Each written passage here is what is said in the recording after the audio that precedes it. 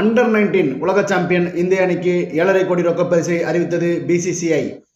நடப்பு அண்டர் 19 உலகக்கோப்பை கிரிக்கெட் தொடரில் சாம்பியன் பட்டம் வென்ற இந்திய அணிக்கு ரூபாய் 7.5 கோடியை ரொக்க பரிசாக இந்திய கிரிக்கெட் கட்டுப்பாடு வாரியம் அறிவித்துள்ளது.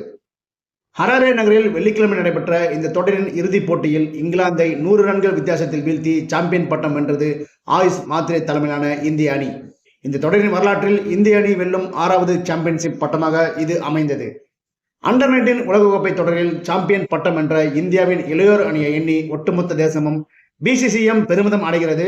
இந்த தொடரில் ஒரு போட்டியில் கூட இந்திய அணி தோல்வி பெறாமல் சாம்பியன் ஆகியுள்ளது.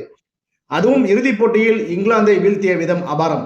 அவர்களுக்கு பிசிசிஐ சார்பில் ரூபாய் 7.5 கோடி பரிசு அறிவிக்கிறோம் என பிசிசிஐ செயலாளர் தேவ்ஜித் சைக்கியா தெரிவித்தார்.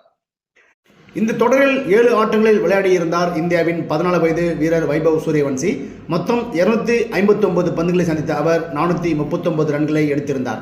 இதில் 41 பவுண்டரிகள் மற்றும் 30 சிக்சர்களை அவர் விளாசியிருந்தார்.